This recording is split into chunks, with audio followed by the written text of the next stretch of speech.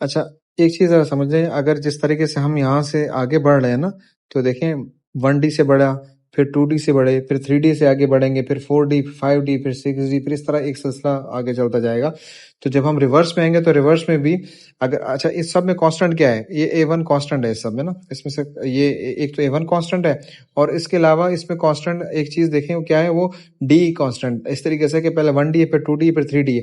तो अगर हम आखिर से स्टार्ट करना शुरू करेंगे, मिसाल के तौर पर मेरे पास सीक्वेंस है, अगर मेरे पास सीक्वेंस आ रही है, कोई भी सीक्वेंस मेरे पास है 4, 8, 12, 16, 20, ये सीक्वेंस आ रही है।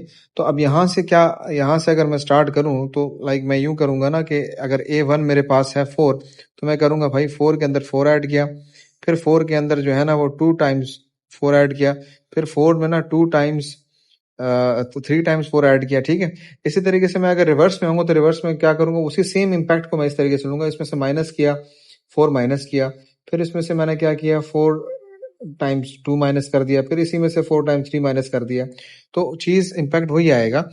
तो अब इसमें हम क्या करेंगे, हम आखिर से अब स्टार्ट कर रहे हैं, तो अब आखिर से स्टार्ट करेंगे तो ए एन आखिरी टर्म है, तो उसमें से एक डी माइनस हुआ, फिर इस तरीके से उसमें से कितना, ए एन में से क्या माइनस हुआ, 2D माइनस हुआ, और इस तरीके से चलता रहेगा ये, ठीक है ये। अच्छा, अब इस इन सब में अच्छा अब हम इन दोनों को हम ऐड कर देंगे। जब हम इन दोनों को ऐड करेंगे, ये दो सीक्वेंस हमारे पास आ गए ना, एक सीक्वेंस ये आ गया हमारे पास, हम प्रूव कर रहे हैं तो प्रूफ में हम इसी तरीके से प्रूव करेंगे चीजें, और ये दूसरा सीक्वेंस आ गया। अब जब हम इसको ऐड करेंगे तो SN प्लस SN2 SN हो जाएगा। अच्छा, अब जब यहाँ से ऐड होना शुरू होंगी चीजें तो ये क्या हो जाएगा, A1 प्लस AN हो जाएगा ये। इस तरीके से जब ये दोनों ऐड होंगे तो ये क्या हो जाएगा, यहाँ पर हमारे पास देखें ये कैंसिल हो गया, तो जब ये कैंसिल हो गया तो क्या बच गया, A1 प्लस AN बच गया। इस तरीके से ये कैंसिल हो गया, क्या बच गया, A1 प्लस AN हो गया। इस तरीके से चलता रहेगा टिल nth टर्म, ये यही सेम कॉम्बिनेशन चलता रहेगा। तो इसका मतलब है कि A1 plus AN times n, यानी कि n तक यही चलेगा, सही है। और ये 2 यहाँ पर मल्टीप्लाई हो रहा है, ये 2 वहां जाके डिवाइड हो जाएगा, ठीक है जी। तो ये हो जाएगा SN इज इक्वल टू, ये हो जाएगा। यहाँ तक आई थिंक क्लियर होगी बात।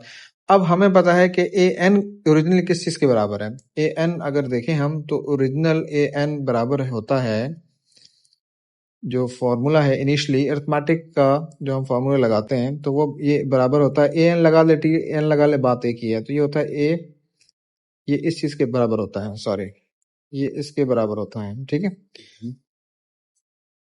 तो अब इसकी जगह पे ये ए फर्स्ट टर्म ए है, तो ये हम यहाँ पे इसकी जगह रिप्लेस कर देंगे, तो ये इस तरह लगेगा फिर A1 प्लस N माइनस 1 और D, और अपॉन, अच्छा बाहर N मल्टीप्लाई हो रहा है और अपॉन जो है वो 2 आ जाएगा, ठीक है जी। अच्छा, मैं अब इसको ऊपर से जो है ना वो कर रहा हूँ, रिमूव कर रहा हूँ सारा, ये सारा ऊपर से रिमूव कर रहा हूँ मैं।